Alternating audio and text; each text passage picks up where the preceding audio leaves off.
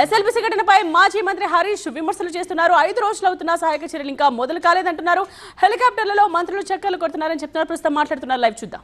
మాకుండే అనుభవాన్ని మాకుండేటువంటి ఆలోచనలు కూడా వీలైతే త్వరితగతిన వేగవంతంగా సహాయక చర్యలు జరపడానికి మా యొక్క సూచనలు కూడా అందించాలనే ఉద్దేశంతో బీఆర్ఎస్ పార్టీ బృందం మేము అక్కడికి బయలుదేరి వెళ్తున్నాం.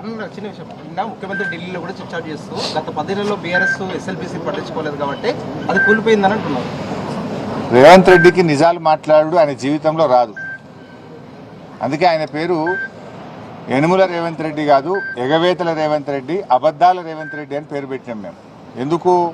ఇచ్చిన హామీలను ఎగబెట్టింది కనుక ఎగవేతల రేవంత్ రెడ్డి, నోరిప్పితే అబద్ధాలు తప్ప నిజాలు మాట్లాడాడు కనుక అబద్ధాల రేవంత్ రెడ్డి ఆయన.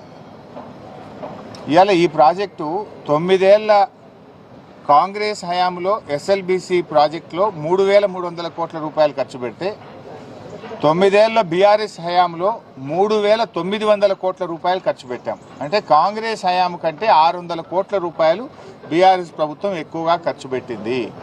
మాకు 2 సంవత్సరాలు కరోనా వచ్చి ఉత్తర భారతదేశం నుంచి వచ్చిన కూలీలందరూ కూడా వాళ్ళు వాపసు వెళ్ళిపోయారు. చాలామంది కూలీలు కరోనా సమయంలో వెళ్ళిపోయి పనులు ఆగిపోయినాయి. అంటే 2 వరుస కరోనా సంవత్సరాలు వచ్చినా కూడా కాంగ్రెస్ హయాం కంటే బీఆర్ఎస్ హయాంలోనే 600 కోట్ల రూపాయల పనులు అదనంగా జరిగాయి.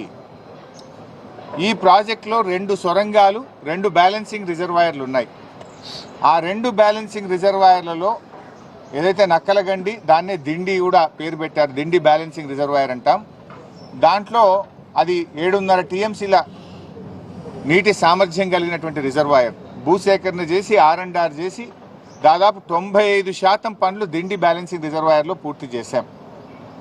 పెళ్లిపాకల రిజర్వాయర్లో కూడా దాదాపు 50% వరకు పనులు పూర్తి చేశాం.